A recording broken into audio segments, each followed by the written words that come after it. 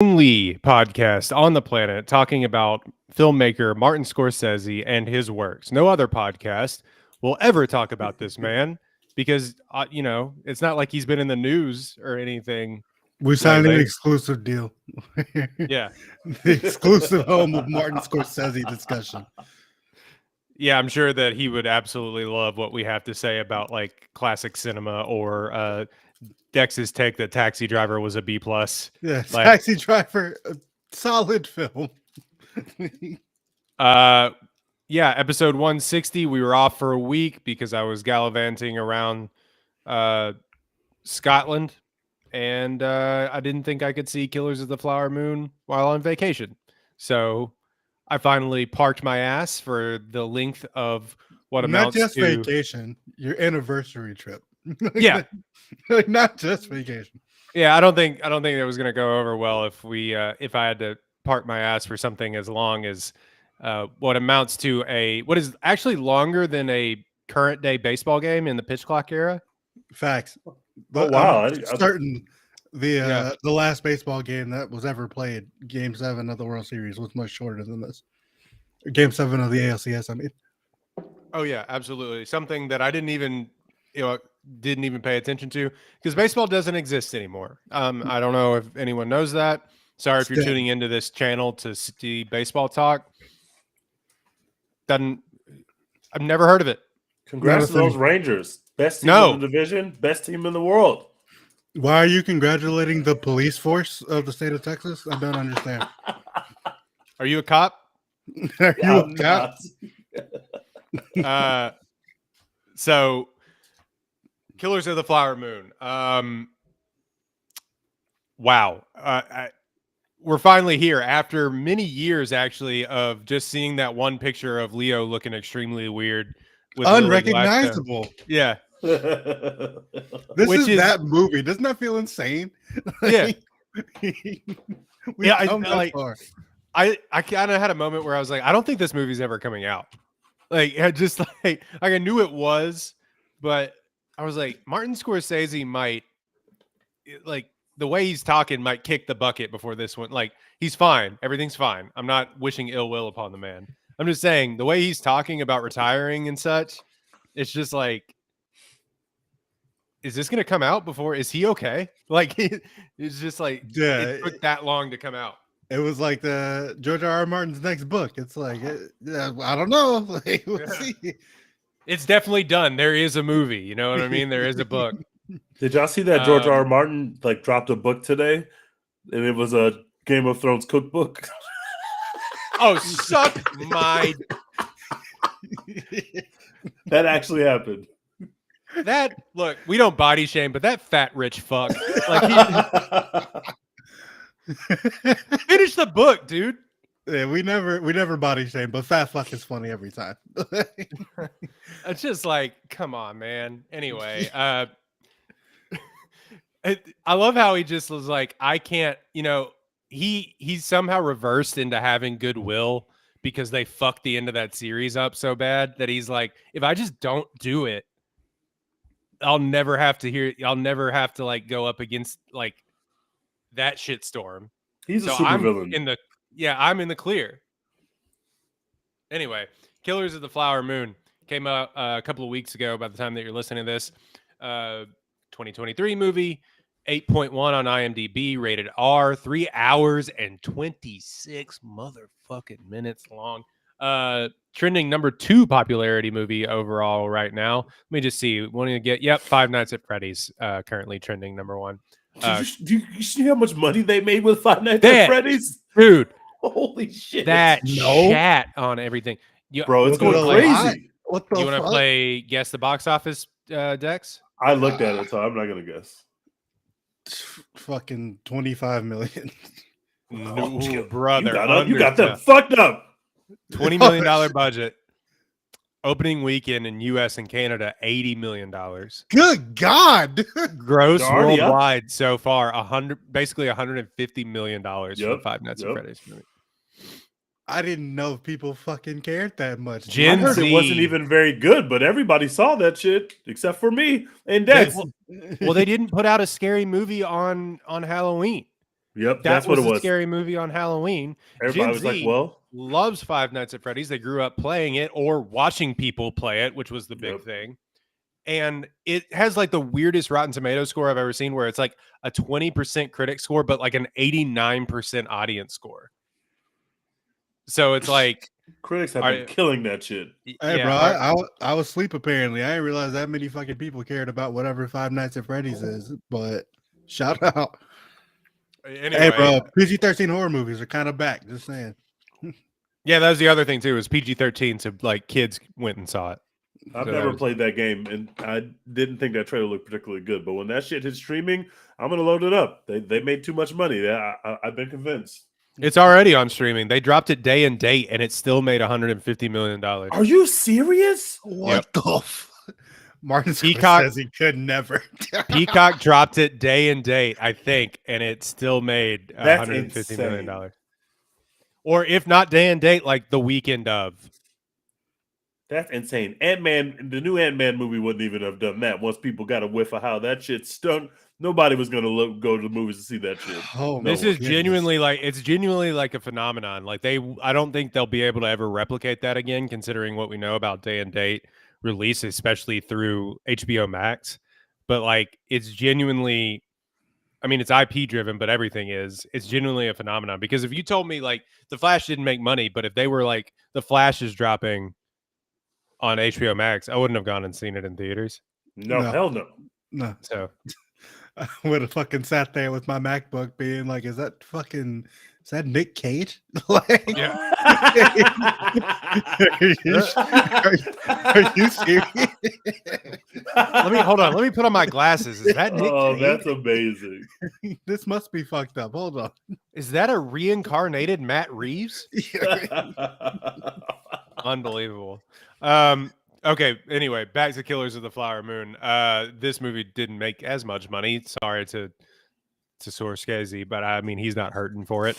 When oil is discovered in the 1920s Oklahoma under Osage Nation land, the Osage people are murdered one by one until the FBI steps in to unravel the mystery. That's not necessary. The FBI part of that is not necessarily how this movie plays out. I know it's a huge part of the book. Basically, Tej, if I'm not mistaken, I downloaded the audiobook. That is the book, is like how the FBI came to be. It's very FBI focused because this is basically the onset of the FBI, and it's also kind of a whodunit. Like it's kind of a we don't know. We'll introduce you to all the main players, and we'll tell you maybe their motivations, but we're not going to really reveal to you right up front like what's going on. And obviously, the movie is extremely different than that in terms of how it approaches. Like it's very different.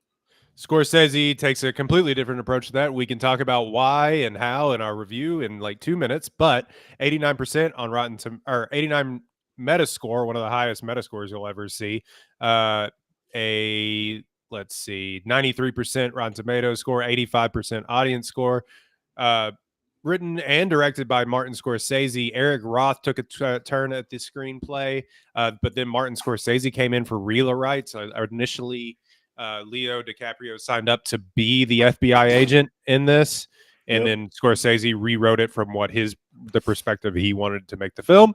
So Leo decided that, hey, I want to play the 28-year-old, and so they did that. Stars Leonardo DiCaprio, Robert De Niro. The first time that they've essentially been on screen together since the 90s, which is hard to believe. Crazy. Yeah, that is hard to believe. It's also hard to believe that like they've never been in a Martin Scorsese movie together, but it is so cool to see literally Martin Scorsese's muses come together on screen. It's like they've been trading like every time. They're like, you'll do one, I'll do one. Like, now they're together. The absolute star of this film and should be nominated and will be nominated, Lily Gladstone as Molly Burkhart. And then our good boy, Jesse Plemons, makes an appearance as FBI agent or Bureau of Investigation agent Tom White. Also, Mark Texas's finest, baby. Hell yeah, brother. Playing a guy from Texas, so he didn't have to go that far out of character. John Lithgow and Brendan Fraser make an appearance. Just incredible shit. The most Incredible. distracting cameo Yeah. I've seen this year outside of CGI Nicolas Cage.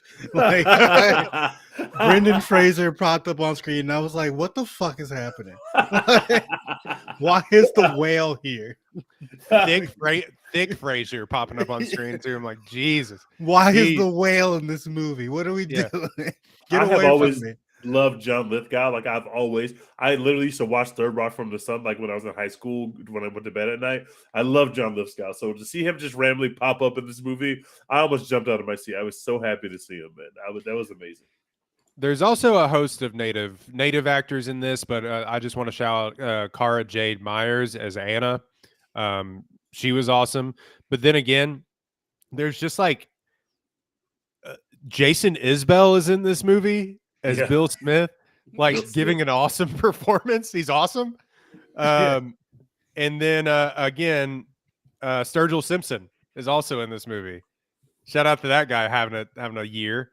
But yeah, and then a host of other character actors of which Martin you've seen. Scorsese shows up at one point. That's right. He does show up in the film. Well, let's not ruin that. Let's not ruin the Avengers cameo at the very end of the movie. So play a guess the box office. $200 million budget. Literally Five Nights at Freddy's was $20 million. God damn. I'm gonna say they've made to date domestically $65 million. Domestically, you would be wrong, but let's do worldwide. Worldwide box office. Let's do worldwide. Tej, go ahead. Jesus Christ. Let's say $75 million. Okay, Dex. The Price is Right. 80. The Price is Lower. Right, Bob. They have made $87 million worldwide. What's it domestic? 43 million. Jesus. And I don't. Why? Like, can we talk about why? We talk about the business of movies a lot on this, and for people that aren't in the industry and don't know shit, just from the outside, why did this happen? Was it the length?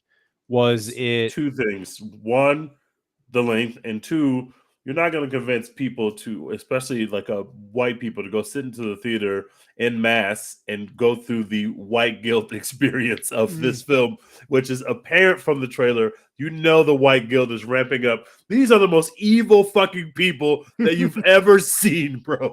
These people are subhuman, man. And so that's a tough hang for 3.5 hours if you have to deal with your white guilt. But if you can just sit back and enjoy some cinema, it's great. It's amazing. And I think a lot of people will get eyes on it once you can stream it somewhere. Also, I think The Irishman left a bad taste in people's mouth, to be frank. I think people were excited for that. And this movie is good. It did not deliver. The Irishman did not deliver in any way, shape, or form. There were some critics who liked it, but generally speaking, the audiences felt like, what did we do that for?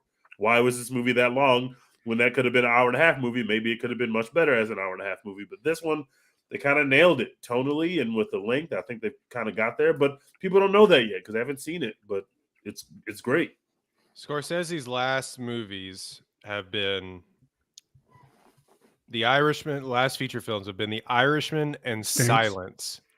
Never heard of it. Silence he had a box office smash with Wolf of Wall Street and followed it up with the study of one's religion and mortality. And people were like, what? I feel like every 7th or 8th movie he makes a movie like a deeply religious movie. But it's a tough hang, tough watch, especially coming off of Wolf of Wall Street, which was, that thing was going gangbusters. Everybody was into that. Is Martin Scorsese in that era where he's just like an old guy hanging around reading books and he's like, you know what? They got something here. Like, I feel like all of his last movies. Well, maybe. I read a book one time. I think he's finding projects that he can help explain, one, the latter portions of his life and what he's dealing with internally. And not to get super philosophical about it, but like how he's dealt with in all of his other movies too, is like his Catholic guilt. Yeah. And he's really like interested in exploring original sins, this movie, and really kind of like prodding at what is good and evil, and it just, I think those are the stories that he's choosing to tell. I don't know, Tease, you have, like, you've seen more Scorsese movies, but from what I've heard and read is that it's just really him picking things that he can form into his own image around I his think white guilt, honestly. I think he's also exploring it at the center of most of these films, or all of these films. There's always some kind of very weird relationship between a man and a woman. I think these are themes that, like, there are some themes in this movie that he's also like literally doing in Taxi Driver. Like you could see that he's working through certain things. I think his own Catholic guilt is a big part of it. Obviously, sin in general is a part of it, but I really think he's really trying to get to, as opposed to putting, obviously he has a lot of criminals in his film. A lot of his films are about criminal organizations. This is no different. It's not about the mob, but it's definitely about a criminal organization with the mob boss and all and all the fixins. I think he's really interested in kind of like what fuels these criminal organizations, but also what eventually brings them down. And I think he's always been really interested in the fall of people who go use crime to get to a certain point in life or a certain period in life, and what, like, how does it all fall apart? How do the House of Cards fall apart? And this movie is no different. I think one of the weirdest things about this movie is it's got that sentimentality. Obviously, you have to be very careful in the tone you use in a movie that's literally about these people that are desecrating Native Americans and treating Native Americans in awful, awful ways. And so he's got to kind of, it's like you put on Goodfellas. It's a romp. It's fun. Obviously, there are people dying. There are people committing crimes, but you're having a good time. You're not really thinking about, like, damn, that person has a family. Damn, that person, like, maybe they didn't deserve to die. You're just laughing with the jokes and having a good time. Obviously, that's not the tone of this film, because you can't make a film in that tone, especially in the times that we live in. So he's got to look at the criminal organization and have some funny moments, but also have be lighthearted about the way that we present the people who are the victims of these crimes. And I think he really managed to get that balance, and it kind of shows it. I could not stop thinking about Once Upon a Time in Hollywood, because it shows, like, I could still make a Scorsese movie, but it doesn't have to be like a Scorsese movie in the past. This is not Casino. This is not Goodfellas, but it has a lot of the same aspects. He loves dumb criminals. These people are fucking idiots. Like, Leo's character he's functionally like being controlled. He's an absolute idiot. And every decision he makes is awful, and in the way that he justifies these decisions is even worse. But by the same token, it is weird that this is a movie from the perspective of the white people in the movie, but not if you realize that Scorsese, that's what he does. He wants to put you in the middle of a criminal organization, see what the ins and outs of it, see who leads things, see how it ticks, and see how it falls apart. He's interested in examining those things, and this movie's no different. It's just a very different kind of crime and a very different kind of tone. But it's clear that these are the things that he cares about putting on screen, even to this day. He's been putting dumb criminals on screen for 50 years, and he can't get enough of it. Yeah, and there's a little bit of a conversation here with a couple of things. One being, like, in some of his movies, I don't know, like Jordan Belfort's like not a redeemable character. He's a piece of shit, but like there's some like humanity to some of these really truly awful people but like these are like, this is the first time in a long time that these people are just like, there's no redeemable characteristics about, especially De Niro. And uh and that's something that I think is interesting for him. But also there's a complaint, I guess, of this movie, that the movie doesn't center, and we can talk about this in reviews and further on down the line, but doesn't center around the native peoples and their quest to hunt these people down, or like save themselves rather, but that it centers around the evil perpetrated on them by these white people. Um, the response to that is that, like, Martin Scorsese is a white man, and he wanted to make that movie about evil deeds done by white people. And it's what he continues to do and what he's done his entire career. and by doing that, I somebody smarter than me is like put this into better words, but by doing that, he's really immersing you in making you think about what happened, what these people were doing, instead of making it like a who done it, you know. You're really just following along in the passenger seat with this scum, and you have to, and it's an uncomfortable position to be in, but he's really good at it. So, you know, it's an interesting debate to have. I think even the Osage language consultant had some where you can find it online Yeah, about I saw that. about like what he thought about this movie. But yeah, I don't know. Dex, we've gone on for 20 minutes now, but do you want to give your thoughts? TG, you gave your thoughts a little bit, but I'll let you expand in a minute. But Dex, what did you think? You may be lower on it than I don't want to step on your toes, but you may be lower on it than I think TG and I are. Yeah, I mean, I'm definitely high on it. I think it's easily one of the best films of the year. I'm just at like an A instead of an A plus. Right. The everything y'all mentioned about like the kind of the subtext of the movie, right? Like putting you in that like passenger seat and making you be like, damn, these white people really do fucking suck. Like this is crazy. I can't believe we did people like this and continue to do people like this and all this other stuff that this movie kind of makes you think about. I think that's all fantastic. The performances are fantastic.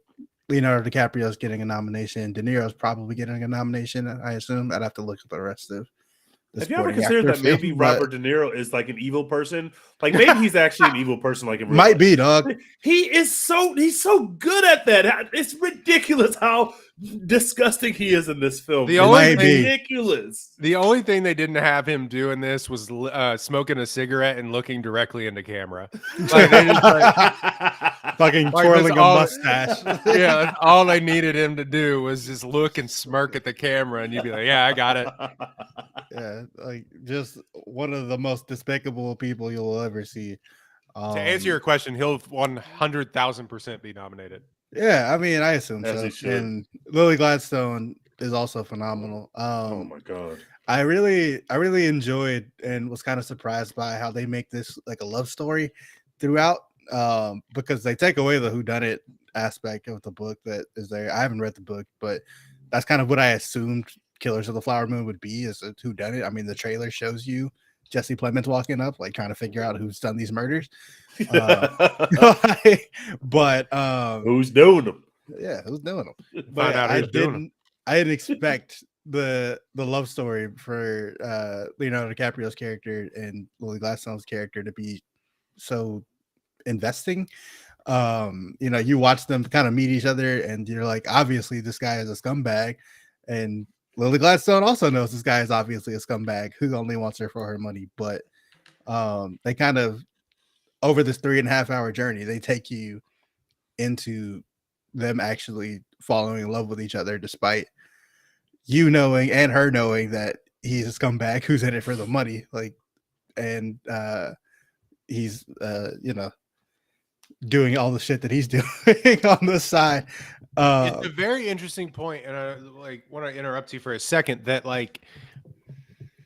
some people have said, "Oh, well, this is like a critique of the movie." Is that like, oh, them showing as much of the love story as it did, that makes you think that he's like they're trying to make him a redeemable character. The inverse of that is that, oh, he did all of this, absolutely did love his wife, but was still willing to kill her. So he's like still like the biggest piece of shit on the planet, and that's what he was trying to do. I don't know where y'all stand. I just think it's a very interesting debate on, does this humanize Leo's character based on actions, or does it humanize him because Leo is Leo? You know what I mean? I guess it depends on what you mean by humanizing. Like, it doesn't make me think that he's a better person. Like, like it makes him a little more complex and interesting to talk about, but it doesn't make him like good, that he loved his wife. And I think that kind of, honestly, it sounds stupid to say like, "Oh, he loved his wife. That must mean you want me to think that he's a good person." Like, no, that's not what that means. Plenty of bad people love their wives. Like, so uh, you can see all the other shit that he's doing. Clearly this is a bad person who we are not trying to empathize with. Like, we're just showing you that this is a complex and interesting story. It's 3.5 hours long. It better be. Like, there better be some layers here. Right.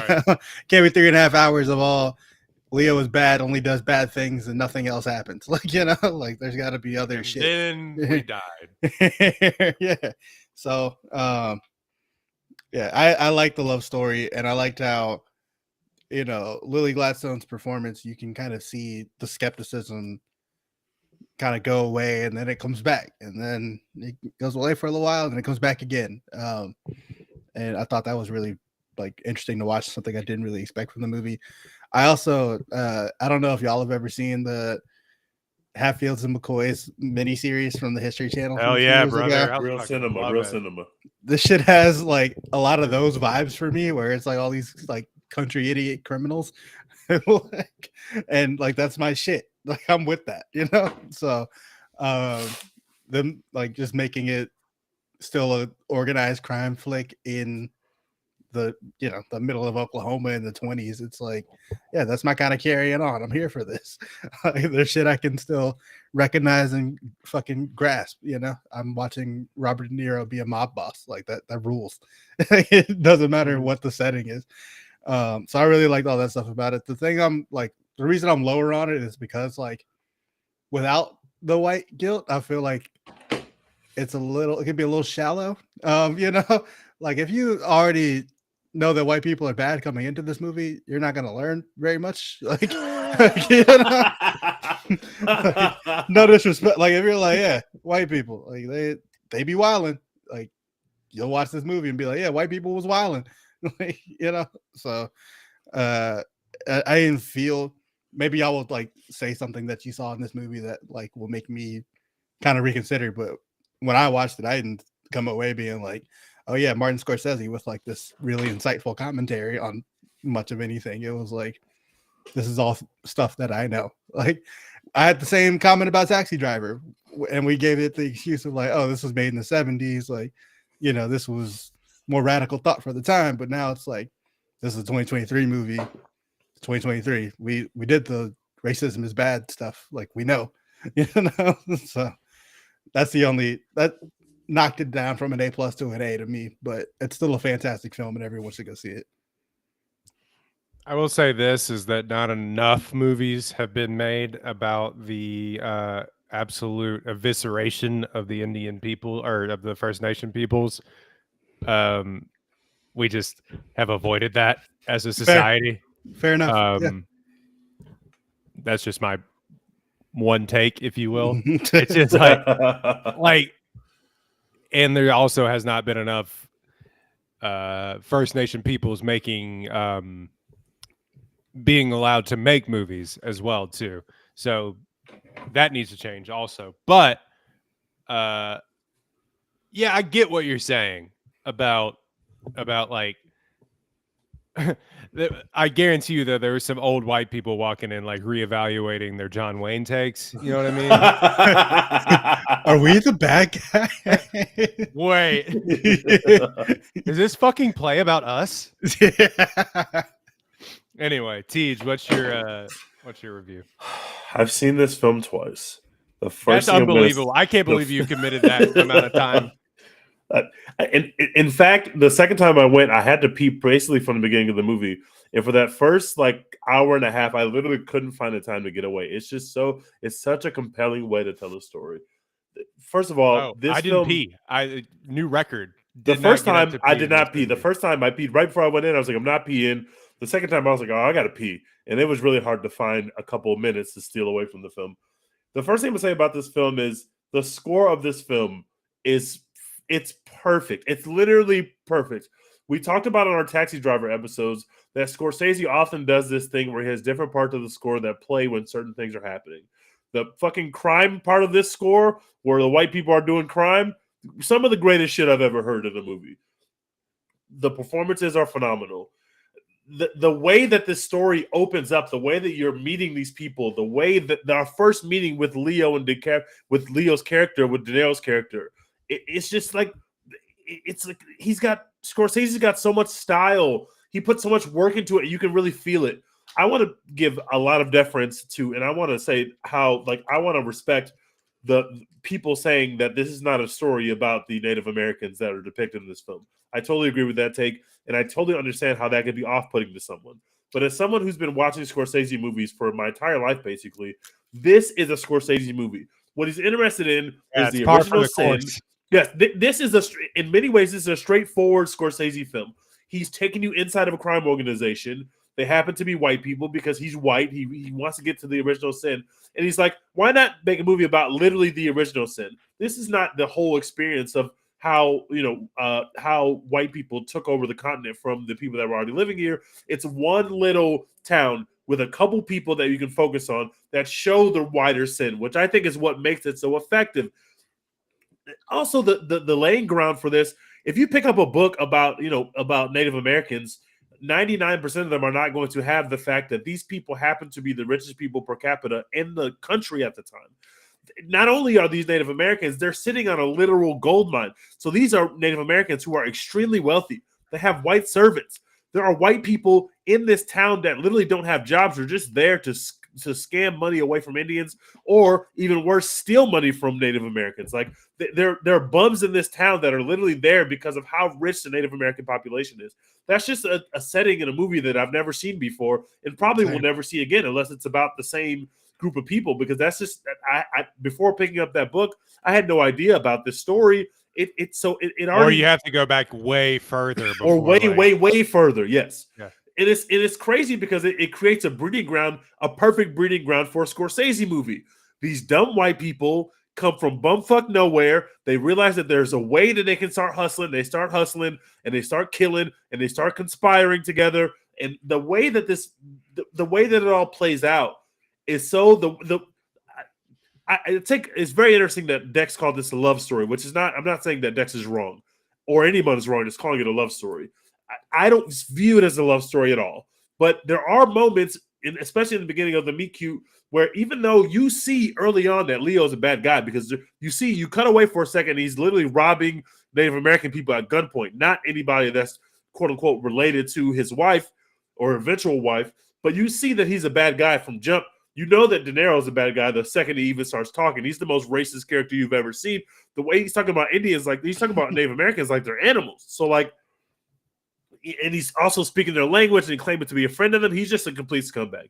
So Leo, as his nephew, is also a complete scumbag, and you see that early. But there are moments where there's charming chemistry between Lily Gladstone and Leo. There's a moment where they're in bed and she's like wants to have sex. And he's like, "Oh, you trying to wake the kids up? You trying to wake the kids up?" There are funny moments in this film of like, even though it's like a lot of levity and a lot of stakes, there are funny moments. But the tone shifts of the movie are what make it a masterpiece to me. You have a funny scene where Leo and De Niro are talking. They're making wisecracks. They're making jokes. De Niro's coming at him about, did he catch any STDs over there? Asking him, does he like girls? That stuff plays for funny. Well, I like women. Leo's like, I like that money. I like the girl. I like all the girls. I like the big ones. I like the small ones. I like the green ones. I like the purple ones. Red, blue, yellow, This stuff is played for funny. You hard cut. You hear Lily Gladstone's voice on a voiceover, and they're showing literal homicides of Native American people that were unsolved. And every time she says a name, she says no investigation. You cut from a funny scene to like extremely, extremely triggering scenes where somebody is killed in front of their baby and the baby's taken away, and they call it a suicide. Like these scenes are right next to each other, and kind of the way that they're cutting this film, we can be in jokes. Whenever there are white people on screen, just white people, it's funny. The way they talk to the criminals, the guy that's like, you're being real pushy, Ernest. Like, you're being real pushy. Like, everything that guy said was funny. Like the white people are super funny. They're very stupid. They're not to be taken seriously at all. And then the Native Americans come on screen, and they are the heart of the film. The guy who, I don't even know his name, but the guy who plays the head, like, chief of their, like, they have like a congressional hearing of the people in the tribe that are basically saying we got to get the white people out of town. They do these white men are dangerous. Yes, And he's in the trailer and he says, when this money start coming, like he's that guy from the trailer. When he is in there spitting those bars and going crazy, name of all time. That is, he's going off for like 5 minutes about the issues with the town and the fact that white people have basically like sewn themselves into the fabric of the town, but they're wolves. They're wolves in sheep's clothing. That 5 minutes of that guy talking was the most compelling thing I've ever seen. I don't know who that guy is. He's crushing it. Yeah, what's his name? Yancey Redcorn. Yancey Redcorn is him. Hell yeah. He stole the movie for 5 minutes. He comes back later. He has some good bars, but he stole the movie in the middle of this movie for 5 minutes. There's a scene where Leo is reading a book in his Choctaw accent. I don't even know what the hell kind of accent he's doing. He's reading a book about the Osage Nation. He's reading a book about them because he just got there. He doesn't know anything about them. And that's where that, in the trailer, he goes, there's so much stuff from the trailer that hits real hard in the movie that you don't know the context in the trailer. But when he's reading the book, find the wolves. Yeah, can you find the wolves in this picture? I was like, that's so. He's literally reading a children's book, but the way that you use it in that trailer and the way you use it in the film is just great. Scorsese's got so much style. There are scenes where there are people. There's a scene where there's a guy who's unfortunately about to meet his demise, but he doesn't know it yet. And that you see people in the fields covered in oil, just standing there. It's the creepiest thing I've ever seen. It's like a metaphor. They're not even really there. Scorsese is just, he's fucking Michael Jordan with the ball in his hand, and you put a center on him or something. Like, he's too good of an artist to be able to be handed something that's this good by itself. The book is very different, but the actual story itself is too good to miss. This movie's 3.5 hours. I did not feel it was 3.5 hours long. I loved every fucking minute of this film. With all due respect to anyone who was offended by the way that this film was made, this is a perfect Scorsese movie. It is perfect. It is a fucking masterpiece. This is an A+ film. I am floored by it, and it might be the best movie of the year. I loved Oppenheimer. I also gave that an A+. I don't know which one's better, but I know damn well you are not going to see a movie that's better than this all year and maybe for the next 5 years. Congratulations to Scorsese and everybody involved. It is a great achievement. I'm honored that I was able to watch it. I gave it an A+. You're right. They were right for holding it. For sure. This is nothing short of a modern masterpiece. Tej, I'm right with you. I think this is unbelievable. I thought this movie, I was floored. It is 3.5 hours long, and if you listen to this podcast for the one episode, you'll know that I'm out. But like, 3.5 hours always feels like 3.5 hours for your boy. Yeah. I knew it was long, and I knew in the moment that it was long, but that's what she said. Hey, look, congratulations, but congratulations. But like, I still was riveted the entire time, which is to me like nothing short of a modern miracle. Like, it is like unreal how well he keeps your attention through this. And he continues at 80 years old, continues to get performances out of his actors that I didn't even know were there. I think this is one of the more complicated parts that Leo's ever had to play. I don't think it's Leo's best role, but I genuinely think that it's one of the more complicated parts that he's had to play in a long time. Why he's doing that with his teeth, I have no idea. But like, why did you do that? You didn't have to do that. That's fine. De Niro, the best he's been. I mean, people like Irishman or whatever. He's in that movie 98% of the time. I think this is the best De Niro has been or tried in a long time. Considering he's like making shitball comedies for money or whatever. He's the devil. Like, he literally at one point, like, there's fields on fire and his house is like surrounded in flames and he's just looking out over the middle distance. And I'm like, oh, that's Satan. And congratulations on playing many of the same characters in Scorsese films, but you nailed it, buddy. Like, you're just really good at it. And the star of the film is Lily Gladstone. Facts. She has steals it. she has an impossible role. One, you have to go toe to toe with the greatest actor of his generation, Leonardo DiCaprio, and the most charismatic and famous and whatever you want to adjective you want to describe Leonardo DiCaprio. He And is the that. greatest actor of the generation before him, right? That's crazy. When you Good I luck, think you about know? it like that. Jesus Christ. Yeah, it's just like, hey, I know you're like in your 30s or whatever, and have been in not a lot of awesome projects. Not just some scenes with Leo, You're by the gonna way. be third Like build in 90% this of her movie. scenes are with Leo. It's not even like I get some time to cook when Leo's on the bench. Like pretty much whenever she's on screen, Leo's on screen like 90% of the time. Yeah, and she Hey, does. you ever seen The Godfather? That's the new Godfather. That's unbelievable. You remember Titanic when you were 10? That's that guy. Anyway, she does the thing that not a lot of actresses have the courage to do, like not even since like Kate Winslet maybe, but like not a lot of actresses or Margot Robbie, I want to give her credit, but have the courage to do, which is to like make fun of Leonardo DiCaprio on screen. And I guess Scorsese gives her permission to do this, but she has this like through the first part of the movie, she has this like wry, knowing, shit-eating grin on her face about everything that Leonardo DiCaprio is doing, and it's fantastic.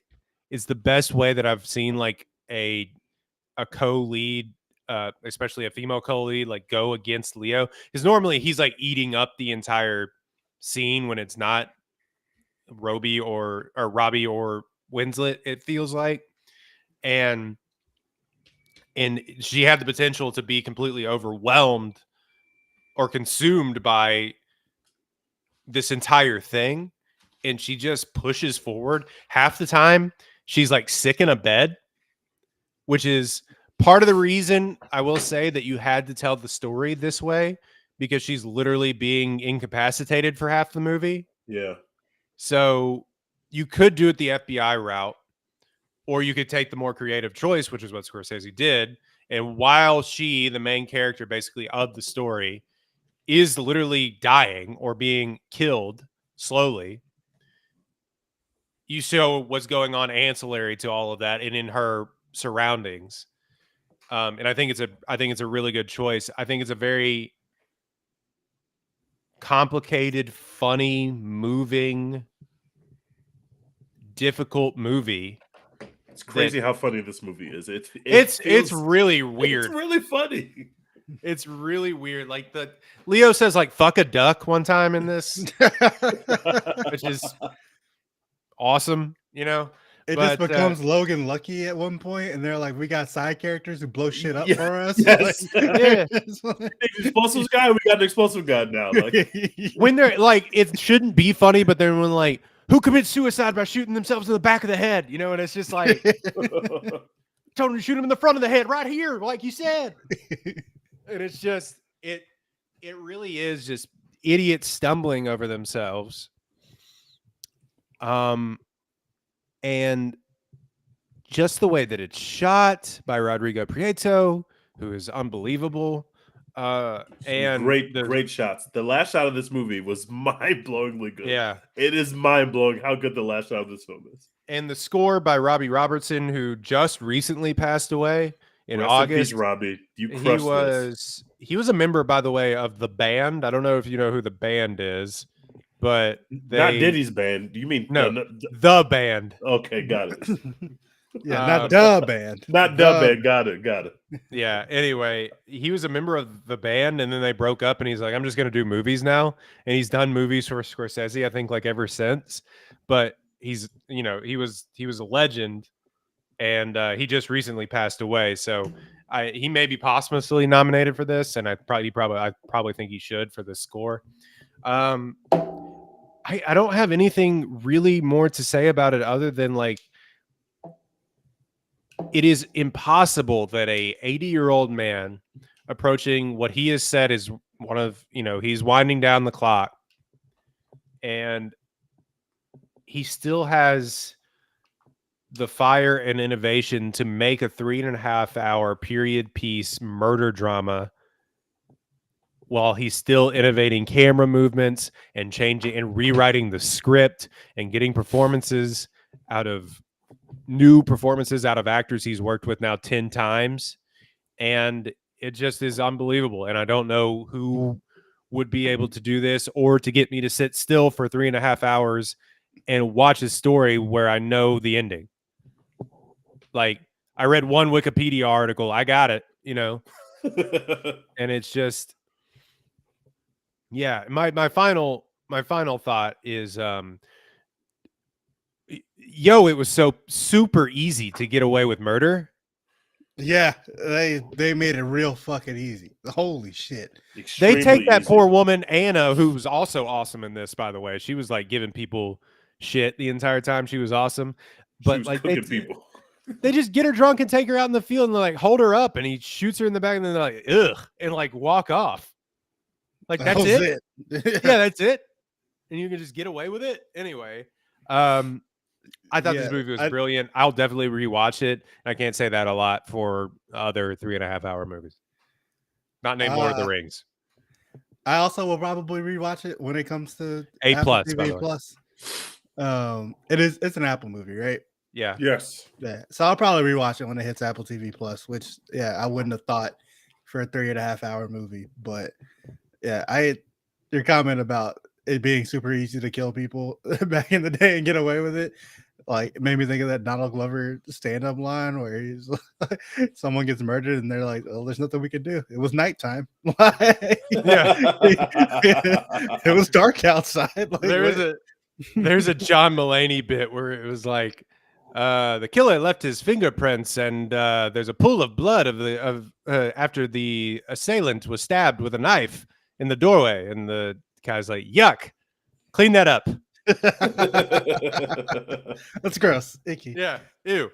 But I think it really underscores how easy it was to kill people at this time, because first of all, you have to remember that the FBI was not a thing. So they had no concept of a federal, they were like, this is Indian land. Like, if we're getting away with it, it's because we're allowed to, because Hale is basically the police. So he's like, wait, somebody's going to come and go above me. And that makes no sense in my brain. But when the FBI finally gets there, which is in the third act of the movie, the FBI finally gets there. The way they both first interact with the FBI agent is clear. They're clearly like, yeah, I did this. Like, Leo, he's there to see your dying wife, who actually is the one who got him to come to this place in the first place. And you were acting as if you were a suspect before you even realized why he's there. Leo was so nervous. He's not here.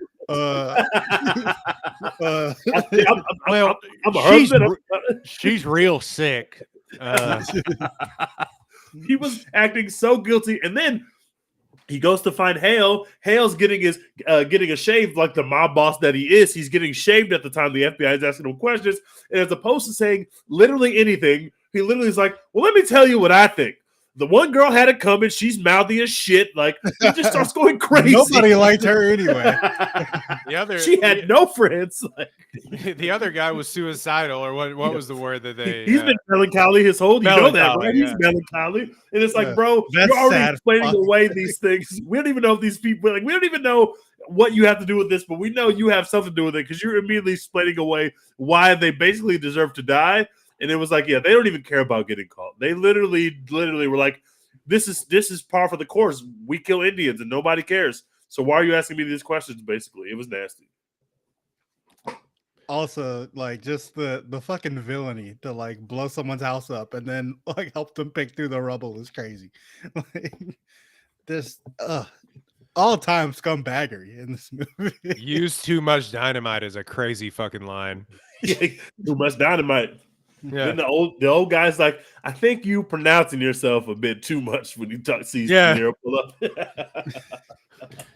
Same guy that's the banker that's in the KKK walking down the street too. That stuff, I was like, oh shit, like the KKK stuff, and when they mentioned the what's it called, Tulsa, the Tulsa race, right? Or yeah, they do Tulsa a whole massacre.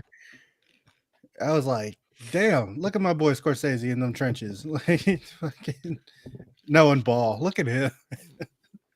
Yeah, They I'm didn't teach telling him you, about that in school. him especially. No, no. I genuinely. It just feels. This movie feels important to me. Yeah. It just feel like, and not very many movies feel that important. Like Oppenheimer kind of felt important a little bit. I definitely agree with both I of those. can we can comparing it to Oppenheimer. TG said you don't know which one is better. I have Oppenheimer higher personally. Oppenheimer's an A+ for me. 10 out of 10, like perfect movie, because there were moments in Oppenheimer where I like literally felt shaken to my core. Like the auditorium scene in that movie where everyone's like stomping and clapping and Oppenheimer's like, what the fuck? What the fuck That just was happened? real Well, fucking cinema. I like that grabbed me by the shoulders and shook me. Like, and that didn't have quite that moment in Killers of the Flower Moon. It's more of like a gradual, like kind of build, and you get to the end of it, and you're like, "Fuck, that was a lot." But Oppenheimer had those moments where it's like, "Fuck." Like, Well, yeah, this movie's quite literally a train rolling down the tracks, but there was those moments for me, and it's way more sound pretentious, subtle than Oppenheimer, where it's like Lily Gladstone's character, Molly, is it Molly? Is Molly, yes. yeah, is dying, but they're having a kid anyway, and there's a moment where they're at the ceremony to like do the Indian ceremony for their child, like christen the kid basically, and she's looking around and she's only seeing white faces, Oh, that was so. and That scene it's is silent. so It goes good. silent, and she's Yeah. only looking at white people, like smiling back at her. That, I mean, it's a moment like that. There's also, like, I thought was really beautiful, like the owl and the death scene of the mother and the grandmother, if you will, Mhm. and her going into the afterlife was That was amazing. That the way incredible. that they showed her going to the afterlife was so dope. I was like, "This is amazing, bro! This is incredible work. Only certain people can capture this on screen. It's not everybody that can capture something like that on screen." And Scorsese is able to do that, and it was beautiful. And yeah, and I just think a few of those moments, it's just way more played, like it just, I don't know, it's way more subtle to me with some of those stuff, some of those things. Or when Leo, it's in the trailer, but when Leo walks into the masonry hall or whatever, the Masons Hall, and like everyone in the town is like looking at him and everyone's staring into camera. I was just like, ooh. I also love the scene where she's going to the train because she's going to Washington, D.C., and another scene where you see all these white men, but this time they're all kind of menacing at her. Like, not because she's her, but because everybody else is white. So, like, she stands out. And, like, the way they film it from first person perspective, so you don't see Lily, you're just walking with her as she sees all these white faces. Just great, great stuff. I want to talk a little bit about the quote unquote love story. I think the way that Scorsese is presenting the movie, I don't think Scorsese thinks that Leo's character loves this woman. And I don't think that the audience is supposed to think that either. I think it's presented the way it is because we have to underline the fact that despite the fact that he was a monster, like Molly loved him. And I think that Scorsese really believes that Molly loved this man, or else why would this man have ever gotten anywhere near close to her?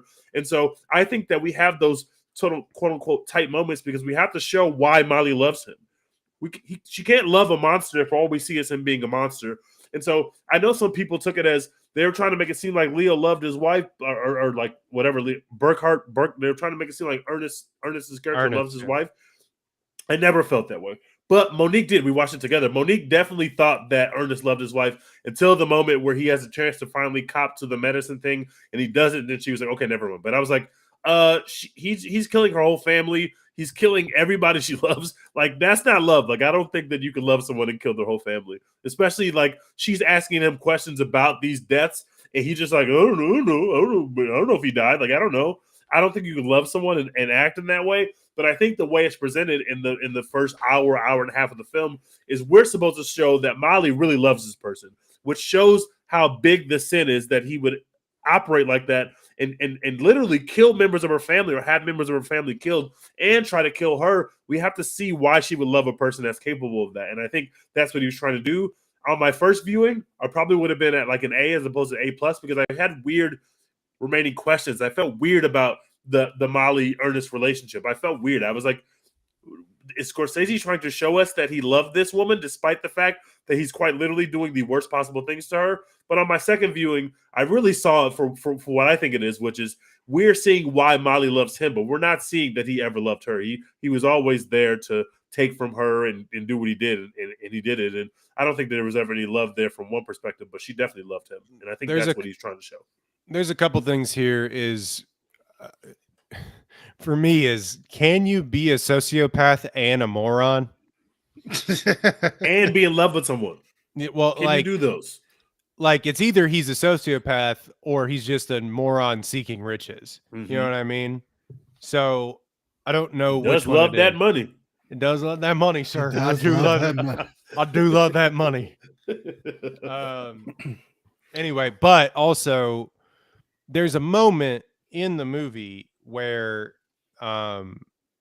he takes the medicine that he's been giving her, or the what's been killing her, insulin. Yeah, she has diabetes. Well, no, it's not the insulin; it's the stuff he's putting in the insulin. The poison. Got it. The poison, and it's almost like the computer turning on, or like for the ape becoming sentient. Basically, is just like he sort of is like, oh shit, what have I been doing?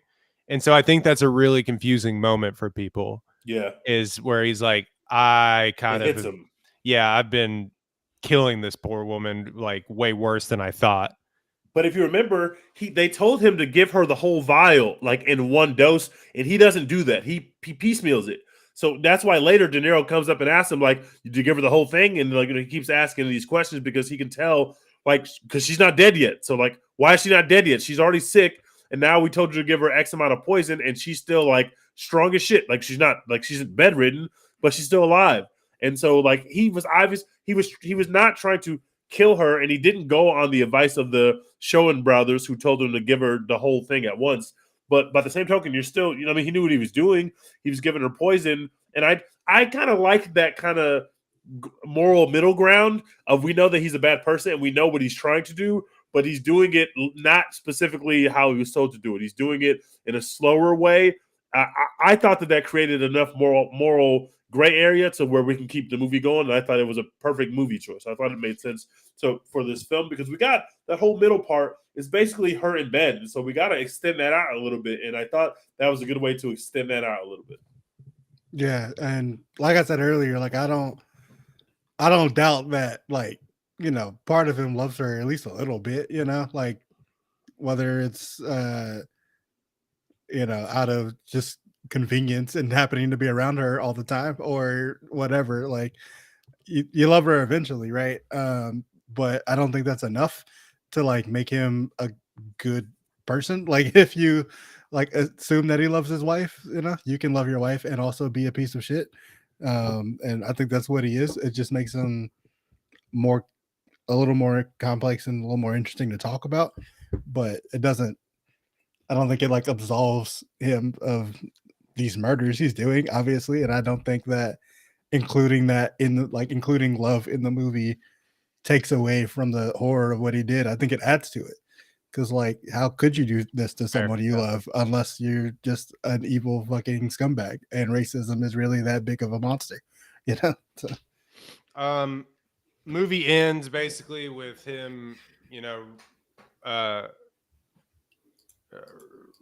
reneging on basically saying that he was not going to testify, and then then I am going to testify, and them having this out with it, and then Brendan Fraser yelling, and John Lithgow coming in for 5 minutes and doing his John Lithgow thing. Brendan Fraser was literally screaming.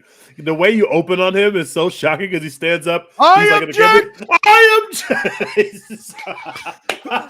Bro, I tweeted this when I saw the movie. I hated the whale more than I realized because that was genuinely traumatizing for me. Genuinely traumatizing. I was like, why is the whale here? Stop yelling at me. Get off of my screen. I came here to watch a serious movie about serious people. All right. It's incredible. What an incredible casting by Scorsese. When Sturgill, I think it's Sturgill Simpson, walks in and he sees that Leo has already snitched, so they're asking him questions, and he's like, "I don't know anything about that." Then Leo comes in and he goes, "So this is all on my neck? Oh, Get yeah. your pencils ready." Yeah. Oh, he snitched a little bit. We snitching today. No, that guy. You ain't I think seen shit yet. I think it's the big tall cowboy that killed the guy in the back of the head after getting him drunk. That guy is just like a dude that lives down in like the valley in Texas and is like. Wait, that's not he's not an actor. Kind of like he's kind of an actor. There's several of those dudes in here that are like kind of actors, kind of not. Have maybe been in like 2 projects, but he's just like an old dude that lives down in the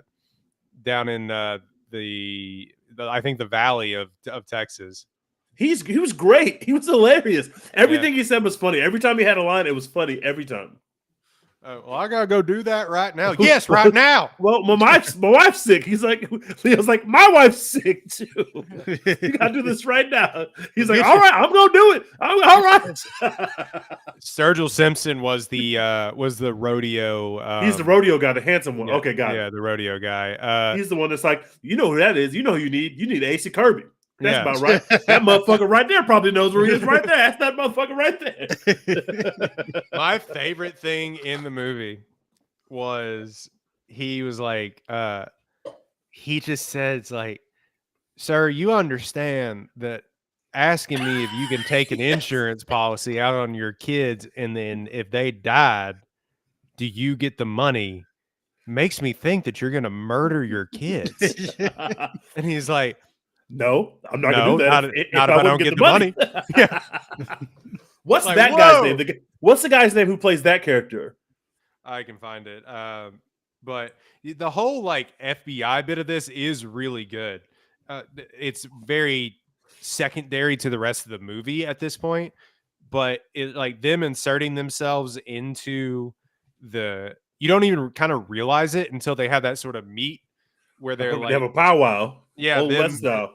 Inserting themselves into the community is incredible. Yeah. That guy's name that plays that guy, Kelsey Morrison, is Louis Cancel Me. Cancel Me is a very unfortunate name in these times. Yeah. Very. CANCELMI.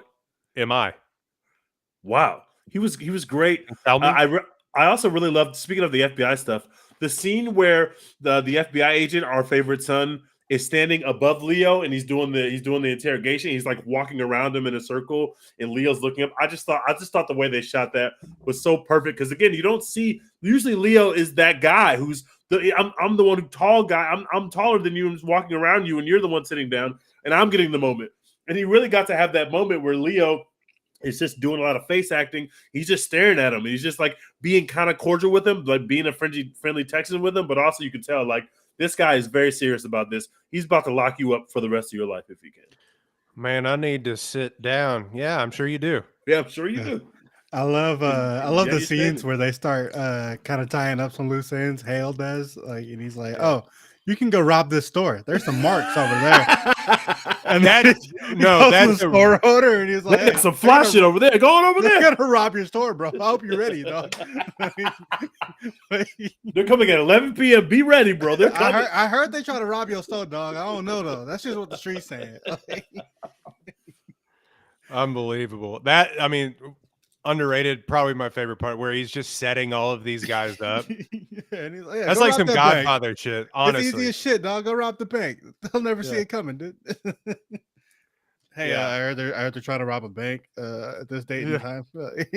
When he goes to Leo and things are falling apart, and so he goes to Leo out of nowhere. He just goes, "Hey, I just want to let you know, if they come arrest you, you're gonna be fine, and everything's gonna be fine." And he's like, "Wait, who's gonna come get me?" He's like, "If anything happens to you, you're gonna be fine. Don't worry about it." He's like, "Wait, what's gonna happen to me?" He's like, "Oh, nothing's gonna happen to you, but I need you to sign over these head rights." They got he almost has a moment of clarity where he's like, "Wait," but he's too stupid to like follow through. Stupid to I will just say, I need Leo DiCaprio's jackets in this movie. He got some fits off. He really got some. Some of those Why- sweaters were real swaggy. Yeah. those print sweaters that he had on, looking They like the were best fire. Patagonia that you've They ever were seen in your fire. dude. Need him. Need everything that he has on. Especially when he's like getting arrested and he's sitting there with his and he's drunk or whatever, and he's like, I gotta go home or whatever. Gotta My get wife's home. sick. I My need wife's that outfit. sick. Need that outfit. Yeah. I don't have much else. You just have to watch this movie to really grasp I think the scope of what happened. Can we talk about the end? Oh yeah, I mean, sure. I first of all didn't see that coming. Second of all, I fucking loved it. That was dope. That was a really cool way to wrap that up. Oh, Incredible right. way to wrap that up. The Scorsese. The Avengers showed up. Yeah. Iron Man flew down into the plains of Oklahoma. So the movie wraps up, and if you're this far into it and you don't want spoilers, I don't know what to tell you. If you're this far into a Killers of the Flower Moon podcast, whatever, he wraps it up with a thing that happened apparently in real life where they would do radio plays about true crime, which is like the first, basically a true crime podcast before yeah, podcast. The further we go away from our past, the more we're doomed to repeat it. But like, Yeah. True or not? Yeah, not Truman, but Hoover. Scorsese? No, like J. Edgar Hoover used to do Hoover. this, where he would apparently list these crimes out and the exploits of the FBI. So this was a real thing, and they did a radio play of it. Scorsese recreates that with I think was With that Foley Jack? people. Yeah, with Foley people. Jack White, dude. Jack White from the White Stripes. Yeah. That's Jack White. Doing like a perfect Leonardo DiCaprio impression. They They all sounded like these guys. Really? Like, I don't know how they did that. When I first saw it, I thought that they had done the voices of the actual characters did that, but the second time I thought, no, they actually these actors actually did those voices. But it sounded like the impressions were so good. I just thought that Leo and De Niro did those voices, but they didn't. Yeah. But then Martin Scorsese inserts himself, which previously he had been known to do, but he hasn't done it in a long time. It's been a while. Inserts himself into the ending of the movie and basically reads Molly Burkhart's obituary in a really like stirring sort of somber moment. Yeah. And I don't know what to make of it. I mean, do y'all have ideas or thoughts about why Thanos showed up at the very end of the movie? Well, I think it's because one, you find out right before he comes on that the two guys that went to jail are two main villains, which were Ernest and Hale, both got out. And not only just both got out, but both literally returned basically to the same area. Hale didn't live there, but he would go visit. But Burkhart literally lived with his brother who really didn't go to jail. The brother was just as bad. They basically were If still not living more, in the same yeah. place. So you hear that, and that's a gut punch, obviously. After giving everything that you've seen, it's a gut punch. And then he comes, and you're right, it's a very somber moment. He reads her eulogy or what's on her capstone or what's on the eulogy, and it's a very somber. And I think he's doing it because he's trying to say, I understand I just gave you a crime movie. I understand it's from the white perspective, but I do care about the people who were impacted by this stuff. And I want to let you know that I, the director of this film and the person who brought it to your vision, I do care. And it's not like I just feel like these are just random people like any of the other people that have killed these in are many of my just other random movies. movie characters. Like, this means something to me. This means something to me. Yeah. And I appreciate it. It was a great touch. It was a great way to cinematic, but it's also like it got the heartstrings. It accomplished everything he wants to accomplish with it. And it's better than just putting up like, the black final screen, cards. white Yeah. text. Like, I totally agree. Molly Burkhart died and blah, blah, blah. Like, you feel it more. I've never seen this before. Yeah, Same. instead of Me the neither. the white title card or whatever, the black title card, like it is the best way that I think I've seen the epilogue of a movie go, basically. And but I will say the only thing I can think of that comes even kind of close is like at the end of Black Klansman when Spike Lee just puts in all the like news footage of like shit that that shit was hard to Just watch, man. exactly. Oh my God. yeah, that's the only thing I can think of where it was like I was just sitting in the movie like, man, fuck, like that shit tough, but this is like obviously a different type of thing, but I think it has a similar effect where you're like, oh yeah, this is like real life shit that really matters and is very fucked up, and I'm like moved by it now. And I it's will. also important to note that Scorsese, while this is like the epilogue of the movie, he says the final words of the movie, he's not the final shot of the movie. And I think that's just it's just knowledgeable. It's just a great touch. Like, I can't end the movie on my face. This isn't about me or white people. And so we end with kind of this tribal dance that's shot from above and pans out. And it's just beautiful. And you end on that shot, and that shot will stick with me forever. Like, there's something about it that really, like, I almost broke down when I saw that shot the first time. I just thought it was so beautiful. It was such a perfect endpoint to the movie and the story they were trying to tell. And you could tell, obviously, this is not a story about the Osage, but it is a story about the Osage. And in the moments where he needed to make it about the Osage, he did.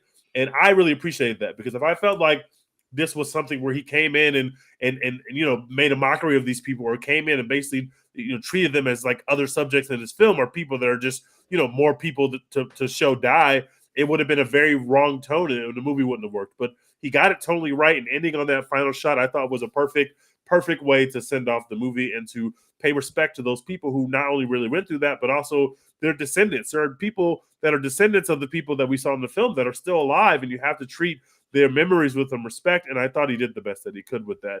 If you're going to tell the story from the perspective of the white person, he still did the best he could with that. And that final shot was just another touch of that. I will say at the very end of the movie, when Scorsese showed up, a older gentleman leaned over to his wife and said, "That's Martin Scorsese." And I said on Twitter, not unlike how I did to my wife when like Thanos showed up at the end of the movie. That's Martin Scorsese. Or it's like all the old Marvel movies where you're like, that's Stan Lee. Like, Yeah, exactly. It's the same shit. He has more in common with those movies than he's willing to admit, including whatever dumb shit that he and Joe Russo are going back and forth about. Anyway, Joe Russo named his dog's name. Scorsese's dog's name is Oscar. So Russo named his dog Box Office. lame. Not gonna lie, I thought it was funny. I laughed. I'm sorry. I respect the bit. I think it's stupid. I think it's so dumb. If his dog is actually named Box Office, then yeah, that's dumb. But if it was just for the bit, I'm sure he just said it for the bit. Yeah, if it's just a bit, I love that. That's funny. I do love the Don Draper meme of Scorsese. I don't think about you at all, which we know is not true. But anyway, Killers of the Flower Moon. Go see it before. I really cannot recommend enough seeing this on the biggest screen possible before. It just looks incredible before it comes onto Apple and you watch it on your iPhone. Like this deserves to be seen in a theater. Anyway, what are we watching? I have watched so many movies. I watched copious amounts of movies on an airplane. What'd you watch? So I think I watched 6 movies on the flight. All movies you hadn't seen before, or some you had? Huh? All movies you hadn't seen before, or a mixture? I think it was all movies I hadn't seen before. I watched 3. I watched 3 features, and then I watched a couple stand-up specials. Actually, got it. But I was gonna say, how long is this goddamn flight? It's like 3 hours to Toronto, and then 6 hours to the UK. So enough to knock them out, but. And then sometimes you're trying to sleep or whatever. But the thing about flights now is they've just like folded and put movies that came out like 2 months ago that are on there. If they're on streaming, they're on airplanes now. Yeah. So I watched Blackberry, real fucking cinema. Real cinema. Unbelievable.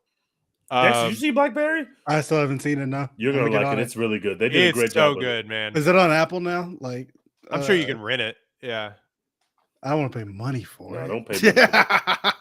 It's worth the money. I watched it in the theater, but it's really well done. It's really well done. I like in a post-social network world, like this is the best one of these like brand movies that has come out in a long time. I think I agree with that. Better than Air. Yeah, I liked it more than Air. I had a better time. I think I like Air and Blackberry equally. Something about It's a Affleck and different Damon, I movie can't get it. though. It's very different. It's very The, tonally. It's very different. It's the way, performance that way more like nobody knows who the fuck these people are to start a BlackBerry, so we don't have to treat them with the same deference we have to treat Phil Knight with. But Fair enough. it's very good. I mean, the performance that Glenn Howerton is giving is unreal. It really is. He's just like on a 10 the entire movie. He's like, I'm gonna buy this whole fucking league. Yeah. I watched Are You There, God? It's Me, Margaret. Delightful film. Rules, dude. Still haven't Delightful. seen it. Delightful. Pure joy. Yeah. I love that movie. A weird movie to watch on a plane full of people, but Fair enough. I watched it in the theater by myself, which also weird. way Might to be watch weird, it, yeah. but yeah. Like that movie rules, man. I thought it was delightful, man. Amy Adams, awesome. Like, love her. I think Rachel McAdams. or no, Amy Adams and Rachel McAdams. Yeah, she's incredible. I have beef with Rachel McAdams right now. We have beef. We are at odds At odds? Why? because pretty much the entire Mean Girls cast came together to do a Walmart commercial, which was fucking incredible. Mean Girls is one of my favorite movies ever made, and the only person missing is Rachel McAdams because she refuses. Well, She she's just dead. got these MCU checks. Oh wait, no, she didn't die in Mean Girls. She just got hit by that bus. She got hit by a bus, but she survived, and she refuses to do it. They even got dug up Lindsay from whatever whatever the hell Lindsay Lohan's been got going on these days. They even got her to do it. Come on, Rachel, it would have been fun. One day on set checks still coming to in, make brother. me smile. MCU checks are literally still coming in. She doesn't. Y'all, the rest of y'all ain't got shit to do. Yeah, whenever I got shit to do. whenever her 10 minutes of Doctor Strange 1 plays on TNT, she gets that check in the mail. Y'all striking for residuals. I got them. Like, You know how many times they play The Notebook on cable? Infinity, honestly. And then I watched You Hurt My Feelings. Never heard of that. It was the Julia Louis-Dreyfus movie. I also like that one. Yeah, I thought it was fine. It doesn't really go anywhere, No. which may be the point, but Yeah, it's definitely like this is just relatable thing, and then they're like, okay, that's over now. Like, Yep. This was a movie problem like that hour could have and a been. half. They could have but it's the first movie that I've seen like where they don't communicate and then eventually they communicate. It's not like the lack of communication like derails whatever's happening in their marriage. It just is like, okay, we worked that out. And so I thought it was okay. Yeah, I thought It's it could have just been a funnier. thing like creatives go through. It's like, you're in a relationship with someone, you're a creative, they tell you they love your work, and then you find out, oh, they don't like my work. They think I suck. Like, Yeah. and I think a lot of movie critics relate to that, and they're like, Right. "Oh shit, this is me." It's definitely a movie about New York writers made by New York writers. Yeah. Take that for what it is. So yeah, I watched that, and then I watched like Mark Maron's HBO special, which is not bad, and maybe another thing, but I can't really remember. Oh no, Argentina. I did watch another feature film, Argentina 1985, which was nominated for Best Foreign Film, and I think it won the Foreign Language Film, and then I think it won the Golden Globe for Best Foreign Language Film last year. Unreal. Tej, I know you like. What is it about? It is about the first time since the Nuremberg trials that a military dictatorship regime was tried and found guilty in a court of law. Whoa. It is heavy, but it is funny and moves. Funny? I can't describe it. There's really lighthearted moments and funny moments, and it's on Amazon right now for free. It was an Amazon picture. I'm definitely gonna watch this shit. Watch it. Is it in Spanish? Or? It is in Spanish. But Tej is already a subtitle king, so yeah, I don't ever mind watching foreign language films because I got those subtitles popping no matter what.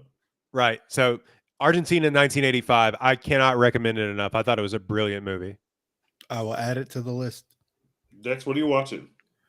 Honestly, I've been kind of slacking on the movies and TV show front. I did finally see Dumb Money though. You're always slacking on the TV show front. You didn't have to say that. I am always slacking on the TV show front. I'm gonna get back to Loki. I'm gonna get back to Physical, and that'll probably be it. To be honest with you, those might be the last 2 TV shows I watched this year. But Dumb Money was interesting. It still feels a little too soon to make pandemic movies. Like I thought so too until I watched it. Then I liked it.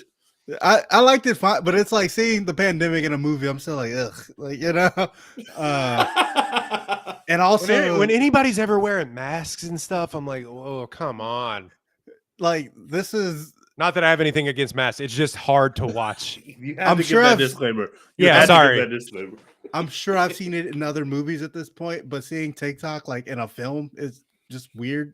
Like, oh yeah, like seeing stonks, you know what I mean? Like, come on. It's like this is too soon. This just happened. Like at least when like the Social Network came out, it was like, yeah, we're all on Facebook right now, but like it looks different, Yeah. Like this, I can literally just go look up these tweets right now that they're talking about, like it's weird. But I thought the story was like good and interesting, and it taught me some things I didn't know about that whole situation. So yeah, it was cool. I give it like a B plus. I wanted to see it, but I do agree with you. I hate how quickly they pump out these current events movies now. Yeah, it bothers me too. But Dumb Money, I thought was super well done, and like they did a couple things I've never quite seen how they integrated the social media stuff into the movie. Plus, the soundtrack fucking rocks, and I love Shailene Woodley, so I was in. I was all the way in. I do love Shailene Woodley. Speaking of not wearing masks and anti-vaxxing, no comment. Is that all you watched, Dex? You've really been slacking. You're not lying. A lot of sports. It's about that time. I spend my free time watching sports right now. But since baseball's over and the Texans are apparently bad again, I might have some free time. What have I been watching? I saw the new Fincher movie that's coming to Netflix in November. It's called The Killer. It stars not Skarsgård. What's his face? What's his name? I'll let you get there. God, how am I forgetting this white man's name? I'm not gonna remember his name. Fassbender. Fassbender. There you go. Yes, it's got Fassbender. It's got a couple other people of note, but I think that they're trying to keep a lid on the cameos, so I won't say them. But it's cool. It is not top tier Fincher. It is not Gone Girl level, but it is a fucking ride. I saw it in a movie theater. I was lucky enough to see it in a movie theater. I had a great time. The sound editing and the soundtrack of this film fucking slaps. Fassbender is great, and also Fassbender is fucking jacked. Oh my god, he looks like he was trying out for the Northman. He is fucking jacked. He hasn't been in a movie in 5 years and has just been like racing Formula One cars. Dude, that dude is jacked. That dude has been in the fucking gym or drinking protein or probably both. But it's a very straightforward film. It's a very predictable film in certain ways, and the ending leaves a little bit to be desired, in my opinion. But there are certain moments where you are going to feel things that you have not felt before when you watch this film. It was very sleek. You can't miss with Fincher? This guy's him. I still will not forgive Netflix for taking Mindbender from us. I will never, ever, ever forgive you for taking that from us. Mindhunter. What you stole from us will never be forgotten. And this will not make up for that. But I did enjoy it. A lot of people will see it when it hits Netflix, and it's a good time. It's not a long film at all. It's short. You'll enjoy it. I also saw that. We're going to review that, by the way. I'm going to mandate that. We're going to absolutely crazy that this is Fassbender's first movie since X-Men Dark Phoenix. X-Men. I think he got the paycheck for those movies and was like, I'm fucking out.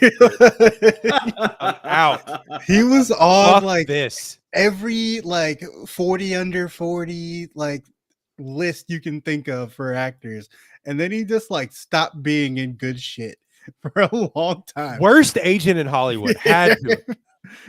He was nominated for Oscars and doing the thing, and then he was just like, hey, what if I just did 3 X-Men films, an Assassin's Creed film, some weird bad alien movies, The Snowman, which is apparently like the worst movie of all time, and then the worst X-Men movie. Just insane. This is a Bro, good return for him. He does a great job, and it's a lot of him. Obviously, he is the titular killer. But I had a great time watching it. Did I talk about? I don't remember how long it's been since we've potted. Did I talk about Radical, the Christopher Zala film? Did I talk No. about this movie yet? Because it's gonna. I think it might contend for Oscars in some capacity, not for Best Picture, but it's a Mexican film. It's called Radical. I saw it at a film festival, and it's about basically an inner city school. This is a true story, by the way, based on a true story. It's about an inner city school teacher that does these like weird teaching methods, and he teaches at this like alternative school where all the quote unquote bad kids go. And it's just a movie about how he's able to connect with the kids and how he's able to tap into a different way of thinking for the kids. And he's been the teacher, the real life teacher has been doing this now for 30 something years, but it kind of starts at the beginning of his career at this school, and it's very well done. It's super emotional. The kids are phenomenal. The lead actor is like a huge deal in Mexico, so it's going to be very popular just off the strength of that alone. But it is a pretty good film, and it's just in the theaters like right now. So if you get to see Radical, I don't know where it's going to stream, but if you get a chance to go see Radical, it is a great movie. Think Stand and Deliver, but a little bit more heartfelt than Stand and Deliver. It's pretty great. I had a good time. Eugenio Derbez, he has been in. Yeah, I think he's a Mexican legend, but he all of a sudden was in like random like C-list comedies in America that got like no play. Like His Overboard, American. This will How to be Be a a better Latin entry to the Lover. American. But he this was will be also in the entry Dora to the movie. American So market. Oh, that's right. He's great. He's the title character. He's great, and it's just these kids are just they make you fall in love with them immediately. It's just a very well done movie. It's in Spanish, so there's a chance that it could. We don't know yet. I literally saw it when it was like premiering. So, but there's a chance that it could be nominated for best foreign film. It is a he chance. was in Coda. He was the teacher. He's in Coda. Yeah, he's and this movie feels a lot like Coda, by the way. This movie feels a lot like Coda. And that's how American audiences would know from Coda. I forgot to say that. But yeah, he's the teacher in Coda. So it's a similar role, obviously, because he's a teacher again, but it's a little different than Coda. I would say it's a better movie than Coda. It's not going to be as awarded as Coda, but I think it's a better movie than Coda. Invincible, Bike. Back. So By back. the time you hear this, we'll be back. Not only that, by the time you hear this, we'll get the fucking Gen V finale. It is time. Gen V is him. I'm watching Gen V. I'm watching Loki. Gen V is him. They did it again. They fucking did it again. Dex hasn't watched any of this shit. They did it again, bros. This is as good, if not better, than The Boys. It's been a phenomenal season. I cannot wait for the season finale. I like my superheroes very simple and very, very nice to people. All right. You still can't I can do this all day. He hasn't watched any of The Boys. No, you are crazy. I won't. I'm sorry. I'm good. Unreal. I don't need these. You watched Ant-Man 3, but did not watch The Boys. That's insane to me. Paul Rudd's a plucky young man. He watched more of Moon Knight. That's so nasty. That's actually the nastiest one because Moon Knight is fucking awful, and you watch some of that. You at least owe The Boys one episode. I watched all of Moon Knight. Oh, no. Yuck, dude. I did too, but that's because I'm a sicko, and I wish I did. I am a sicko. 3 episodes. I was out.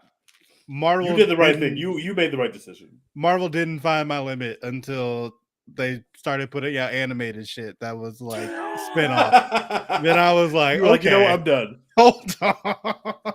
But yeah, he draws Secret Invasion. Line. You didn't watch no fucking Secret Invasion. I watched the first I think it's 6 episodes, and I watched the first 4. So I haven't. You didn't miss anything. Don't finish it. That shit stinks. That article came out today, and it is basically highlighting all the things that we are talking about right now.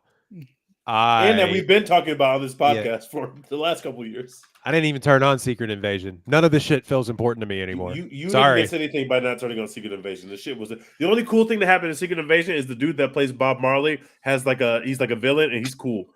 That's it. That's literally. I read the stuff that I missed at the end of Secret Invasion. I was like, okay, I didn't need to watch that. That's fine. Fucking awesome. I will be watching Loki. I just am behind.